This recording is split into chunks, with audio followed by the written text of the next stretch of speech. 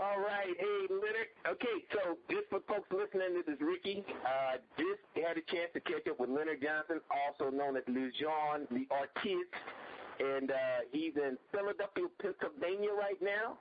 And I'm going to let him go ahead and bring us up to date. What's going on for you, Leonard?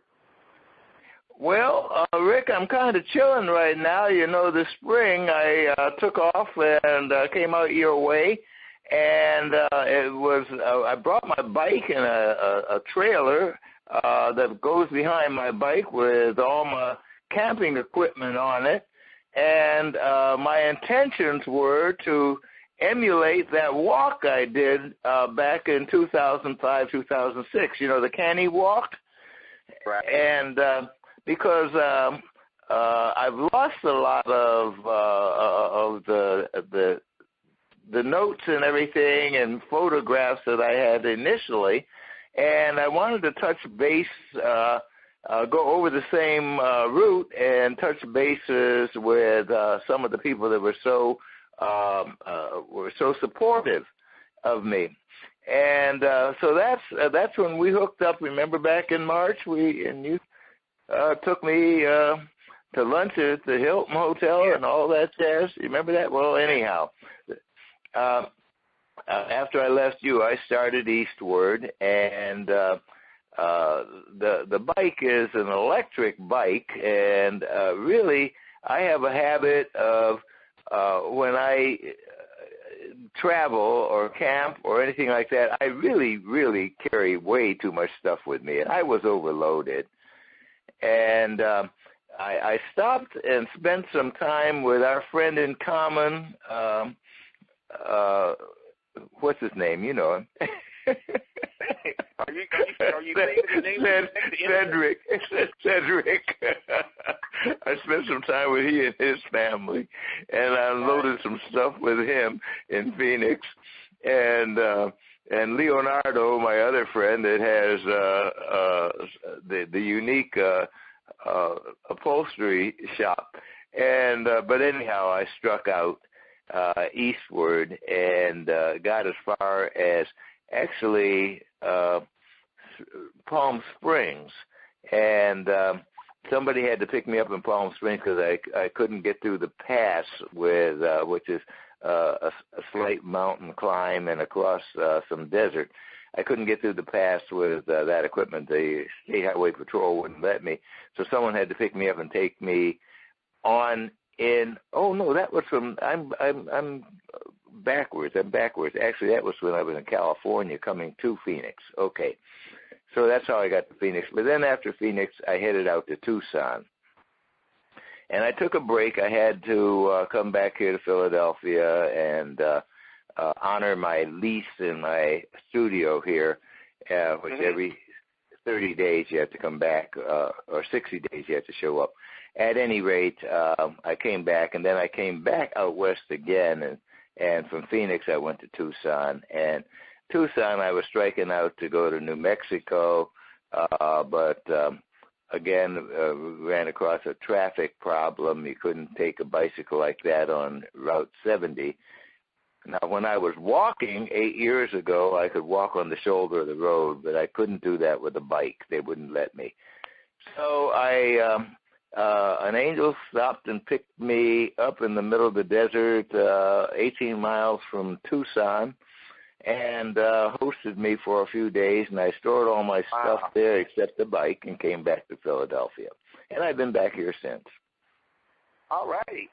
Well, again, I'm going to give a little update here for anybody that's not familiar with Leonard Johnson. This dude is now a young 83. He is an official elder, but he's a baby elder. Now, I am 62, and I'm a baby senior. So you got two babies talking to each other right now. And the cool thing and the fun thing about Leonard is that this guy is nowhere near done. He is right now in Philadelphia plotting his next adventure. I already know it. I know he's got his mind on something he's going to be doing where most people are sitting down and just popping peel after peel and being told that life's all over for them. This guy is not listening to it. Okay, Leonard, you get to share with them. Tell me about the pills you were on that time. You was in Phoenix. Oh, yeah. Going back 6 or 7 years, the VAs had me on 7 medications. One, they claimed I was only operating on 20% of my heart at one time, and they finally brought it up to 40 with their pills, they thought.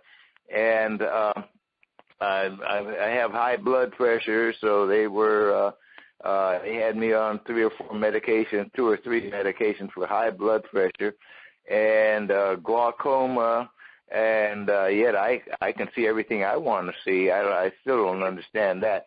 But at any rate, they had me on about 7 different medications, and when I came out there, the second time I came out there, I forgot the medications. And frankly, I haven't taken any medication since. And if the heart is bad, it has a very poor way of showing it, because I walk 10 miles every day, 5 days a week, Monday through Friday. I get up at I am out at 5:45 and 6:45 in the morning, and I walk 10 miles. I usually finish up someplace between 10:30 and 11:30 daily. And I've been doing that now for about 2 or 3 months regularly. Wow. So, see, and I won't even walk 10 feet. Here you walking 10 miles every day. Every day. And I'm willing to wager your neighbors are not doing the same thing. My neighbors are kind of awe-stricken. Of course, I live in a senior development, and they're kind of awe-stricken. Most of them just want to sit out on the patio, and they're on their walkers, and they got their canes. And I happen to be amongst the oldest male in here. We have a few females that are quite a ways up. I had a neighbor up until just less than a month ago who was 10 years older than me, but and he passed just suddenly, but his quality of life was way down all the time I've been here, the 8 years I've been here. So it wouldn't be the type of longevity that I would enjoy personally. Right. And again, every time I talk with you, man, you are such an inspiration without even knowing it. You're an inspiration to perspiration because you do so much and you've done so much. And like I said, you're present tense. You're not past tense. Photographer, author. Here you are a artist. Your work, for everybody to know, you go to blackinamerica.com. You can find Leonard's artwork over there. Also, Leonard is very active over at Facebook. You can find a lot of his entries there. It's just Leonard Johnson. You can find a lot of his works and his writings.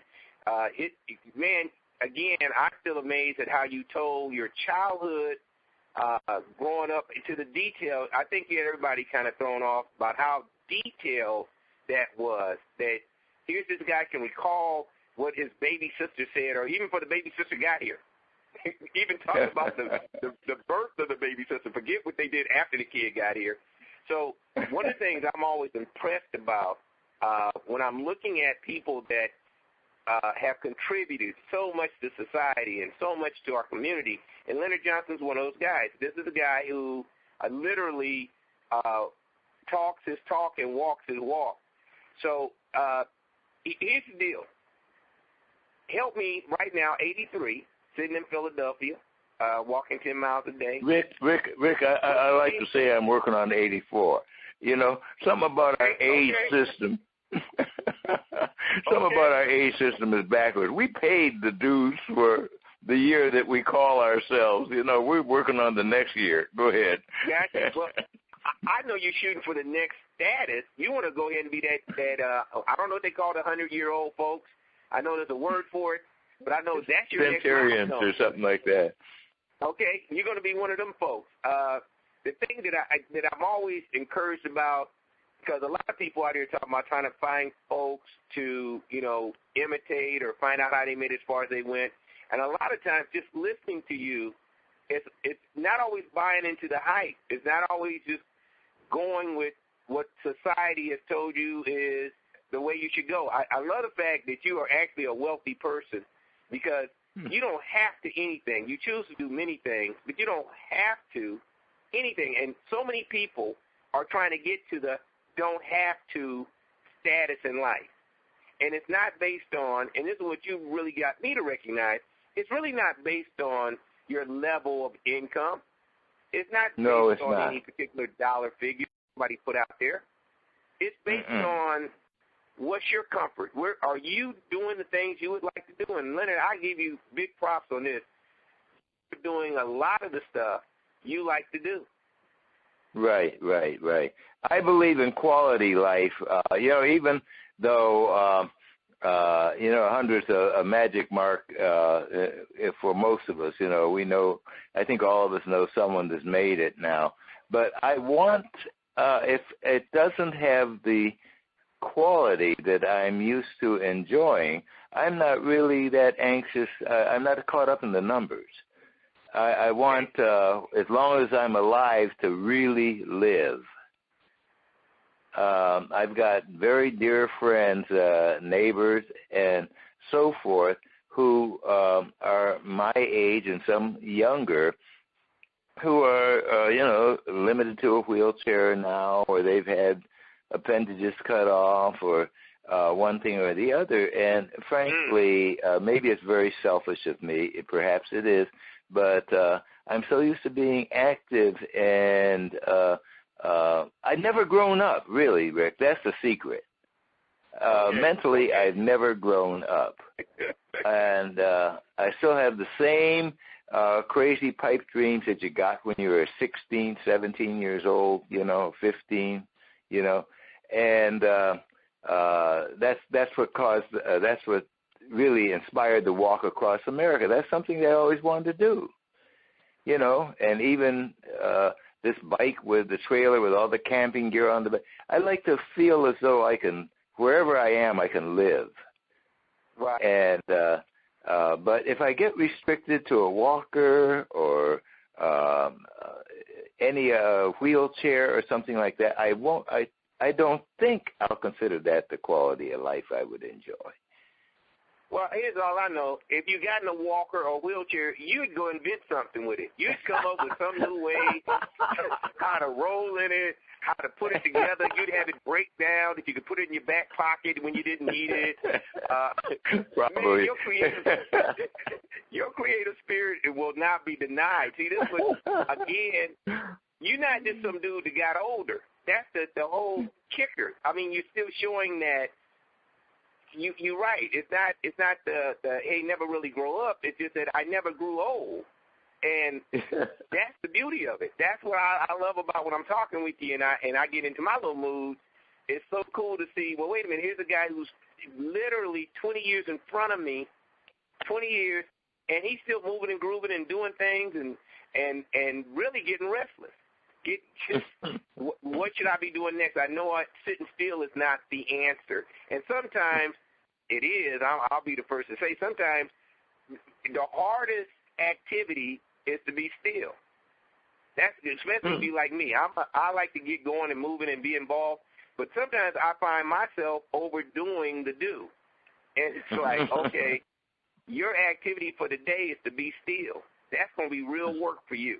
You're not going to do nothing. So that would be. You, Leonard, yeah, see, we're similar. It's like, that's a job. That's a chore. So here's what I always say, and I've been encouraging. I'm going to let you folks hear some of Leonard and our private conversation, is that this guy has contributed so much to society and mankind that I keep telling him to take that into his communities and share that with the people and get paid for doing it. I think he is well worth the dollars to go into these senior citizen homes, going to these government agencies that are trying to work with seniors and elders. And this is a guy they would want to bring out in front of the folks who have given up, don't think there's any tomorrow, really literally just waiting to die. And then here comes Leonard Johnson. And Leonard know, I already told him when they told him to stop on that really means. So he understand when people say, yeah, Leonard, you can stop on by. They really was talking back because here's a guy who's just not going to be denied and who's showing you that it's not about having a bunch of numbers in front of the decimal point financially to live. That actually you can do this with, what he does it with very little to no money. I mean, you could actually write a book on How to Survive on No Money by Leonard Johnson. How to travel the world with $2 in your pocket. It's amazing to me how you have really captured this thing called living. And I'm really trying to learn it. I still don't have it. I get stuck in some of the mindsets that corporate America stuck up there, and some of the, even the communities are saying, they look for that outward success. You that dude that these what's that, chakra, or the guy that tells you how to live your life better, Chopra, whatever his name, he would bring you out front.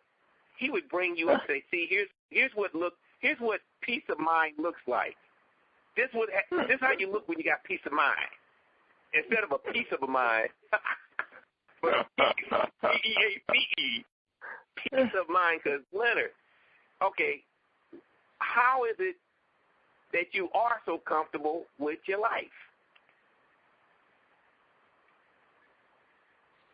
Well, still there? Is that, yeah. Am I to answer that? How is it that I'm? Well, I'm not that materialistic as we in this society are conditioned to be. There was a time, I'm sure there was a time, definitely, not I'm sure, I remember definitely, there was a time I wanted the little XL 500 Mercedes sports car, I think that was back in the 80s or 90s. I just salivated over having one of those. And to make a long story short, getting up into these last 20 years, I would say, I'm no longer materialistic. I love my little electric motorbike. And for the most part, that bike and I just walk together. I walk it, and I enjoy having it with me in the morning because I can walk wherever knowing I don't have to walk if I don't want to. So that bike is my walking companion in the morning when I do my 10-mile walk every morning. Okay. And my studio is right now is just a mess. But my studio is very humble. I have a place to cook. I love to cook. I love to fix gourmet meals for myself. I don't have anyone else to cook for. And the rest is just camping in here with all this art material and supplies and half-finished artwork all around, strewn around here in no order at all. And as long as I keep the bathroom and the kitchen somewhat clear, I can live like this. So I have a quality of life that I wouldn't trade for anyone of means. I wouldn't trade position for. I'm in the heart of Philadelphia. It's the nicest area because we've got all of these high rises around us that there are luxury apartments and condominiums. I don't envy that. If I have friends that live in them and they invite me up, then I enjoy it. This is their headache and expense, and I enjoy it. But I spent this summer around I might say an exclusive pool within a short distance from where I live, and I just happen to be an honorary guest. We have a cabana, my hostess has a cabana, and so I spent the whole summer every day there. And I have all the quality things that other people of means have, but I ain't got no money. You know, I'm on Social Security. Yeah, but the people with the money, and you read about it, hear about it all the time, that they're depressed or they all do this escape. They doing this escapist thing. You know, they go to foreign countries to, you know, show the world they can. They buy a lot of stuff, but they're not content. That's what I'm talking about. The peace of mind is the big difference. Just having a piece of your mind messed up, and so this is what I listen to you a lot, because a lot of times I hear what you're saying now. If I had to summarize what you just said about the peace of mind, is just keep your bathroom and your kitchen clear, and you'll be okay. Yeah, right. You just keep them 2 rooms, okay, and the rest of it will be all right. You'll fit it in. Now, you said you had artwork all around. Are you still drawing? Yeah, occasionally the market isn't what it used to be back in the day I met you, you know. Right. And I really haven't put the effort out. I guess I don't relish sitting on out in public for hours and hours and hours waiting for a customer, you know. At the time I met you, my next commission was my next meal, you know. So I was motivated more. But Social Security, you know, I paid into it, so I'm getting out, and it keeps my nose above the water, and that's all I need, really. Well, you earned it. So, you earned it. You know, you earned it. The only way you can take out of Social Security is to put something in it. Well, usually. That's right. That's right. And, you know, you put it in your time. Now, okay, I can't let this call go without you letting the world know, because this was a news flash to me. You said you was in the pulpit for a while. Yes, sir. Yes, sir. I was Reverend Johnson. Reverend Leonard Johnson. I'll be doggone. Man, I'm telling you, accomplished guy. This is the amazing part about your journey. And you know what's so cool about it, Leonard, is that you're not done. No. Cool. It's like, now I'm just trying to figure out what the next move's going to be. That's what my energy's at right I'm working on a few of them. You know, and the times have changed so radically in our country, and as I said, I'm right here in the heart of the city, and I go out and I walk every day. It's just unbelievable how many homeless people we have, sleeping in parks and in doorways and everything, and they don't fit a profile anymore. Sort of, even back in the 60s or the time I met you, we had the hippies that were, you know, any spare change, you know, panhandling on the corner. Right. But it's different. You've got kids that look like they're college kids to me, sitting there with a cup and a cardboard sign saying homeless and hungry, and I'm seeing all this, and then I'm seeing people sleeping in all the parks and park benches, you know, with every belonging they have packed up in a bag and all. And you know what? After spending 14 or 17 months walking across this country and sleeping many times wherever I was, I know that you can do this with a little more dignity. Yeah, but see, you can be homeless with dignity. Well, you have to bring the dignity, though.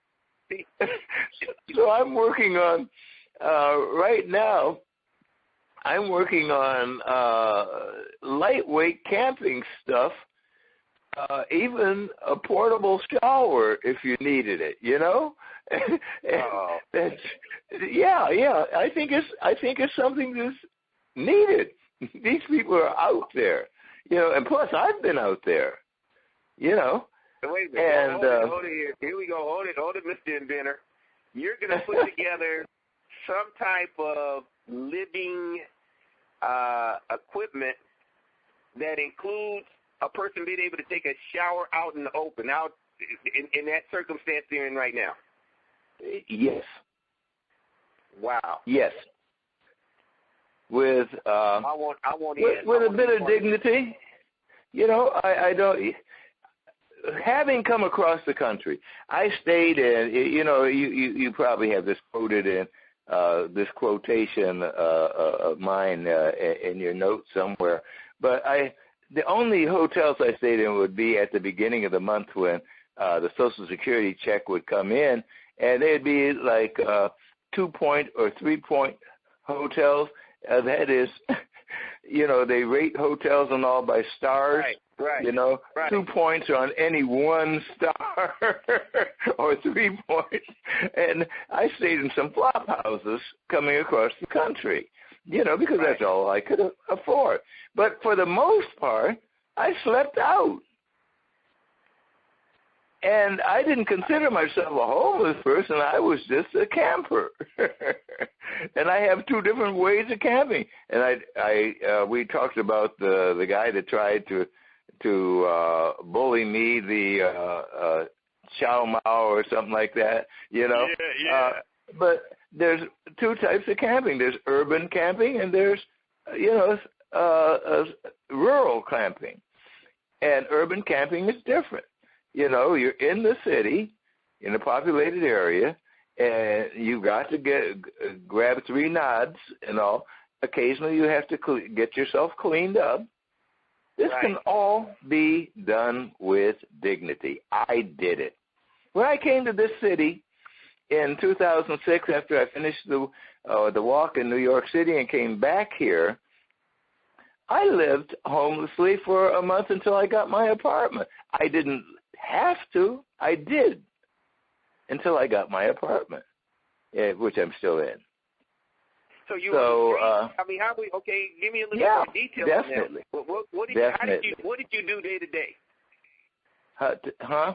What did I do? What? I mean, did you sleep? Yeah, from day to day. I set up during the daytime. I would set up my portrait stand. Well, for the most part, if I had a few bucks, I would do things that tourists do, and explore different restaurants and different places. Philadelphia is a very, very historic city, and there's so much stuff you want to explore. And so I would do that during the day, but at nighttime, I would find myself a secluded spot where there wasn't any other population, set up my tent and set out my sleeping bag and usually a blow-up mattress, and I would sleep. It's as simple as that. Wow. And I did that all across America. Well, what happened to the bathroom world and all that? I mean, because that's a reality for folks. Well, that's true. There's enough public places that are open to the public, especially in the city, where you can use those facilities. And also, a lot of people don't realize it, but CVS and Rite Aid and your major drugstores all have restrooms in there that are open to the public. I'll be doggone. Okay. Mm-hmm. So you're saying even though the homeless is going to be here and they're not going away, because like I said, you can't legislate away problems. You can't legislate away people losing jobs and not having places to stay. But you're saying even if you find yourself in that situation, it doesn't have to be the most bleak type existence. You could literally do what you call urban camping. Urban camping. And you don't have to look homeless. I mean, even some ladies now, they're clean, they're neat, and their hair is pulled back and all, but they have all their bags. There's a certain kind of bags they have out there next to them and all, which shows I am downtrodden, I am poor, etc. Right. I don't think you have to give that. I never gave that type of appearance. I just didn't do it. And so, but I do. Go ahead. Well, again, I'm just saying, just listening to you, bringing a new mindset to a lot of the folks. Some of the folks we already know they got some issues, and they're gonna always have issues. Some of the people that find themselves in that circumstance, though, have not probably looked at this as an option or alternative to how to make it. What do you do getting from I don't have anything or a place to stay till I'm going to get a place to stay, but what do I do in between? Fortunately, like you're saying, you have some resources, so it was like you knew you could move from that position to something else. The bigger challenge is going to be for people who are not in that position. Now, I'm here to tell you, I know enough going on in the U.S. of A. that people can generate income. They really can. Oh, they can. They can. Yeah. And it's not by keeping it. It's not by having that cup out there in a cardboard sign. Oh no. You know, although I'm almost certain, seeing that some of them, traveling daily over the same paths many times, seeing the same people in the same spot, I'm almost certain that this is sort of like the hippie days when any spare change hippies really went to the bank. Gotcha. They did well. Yeah. And so it may be the same thing here, but I noticed that a lot of these young ladies, and the majority of them, the part that really raised my eyebrows, the majority of them are white. And they're young, and they look like they come out of solid middle-class homes. Yeah, but the economy just got people. Let's face it, man. A lot of people bought into the get more program, and then when everything went bad, they had not just less, they went below less. That's how far back you went when you was overextended, and you just knew the next 1,000 was coming in. You just knew that you could afford the 2 houses, 3 houses, because you're going to be a big-time real estate investor, or you knew you could get into the stock market, and found out it didn't work that way, and then it's fall down and don't know how to get back up time. See, one thing I say about you, Leonard, the key to you is your attitude. The key to you is that you have tomorrows. You don't sit there and go, okay, it's all over. I'm 50, I'm 60, I'm 70. It's done. It's like, no, next.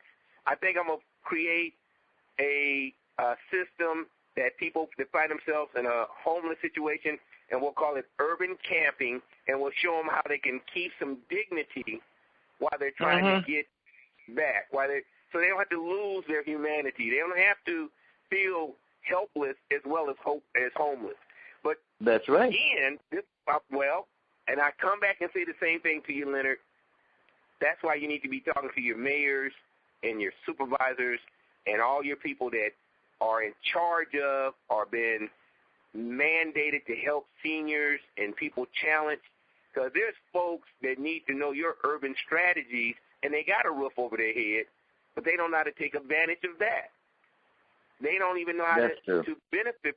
Imagine taking your urban camping strategy when you're not in the street, but you can still use the same tactics and make your home really nice, but you think you can't because everybody told you it had to be a certain way. I told you, you just gave me the secret of life is keep a clean bathroom and kitchen. And you good. That's it. You do them 2 things, and you'll be all right. So I'm like, okay, I'm there. So again, and make sure you keep them. And make sure you keep them separate too. Can't mix them up. Okay. Hey, look, I could talk to you for forevermore, but with respect to your time, these are just precious moments. I'm going to be putting this call over at jusmcc.net. That's Unique's Multicultural Connections online community. So anyone listening to this, you'll know where you can come and hear it. If you listened to it, you're going to wonder where you're going to be hearing it from many places. But so if you just want to know how to go get it yourself, it'll be under, Leonard Johnson Speaks, and just come on over to the community. Hey, look, Leonard, don't get off the phone, but I'm going to go ahead and stop the recording for now. I appreciate you sharing your time.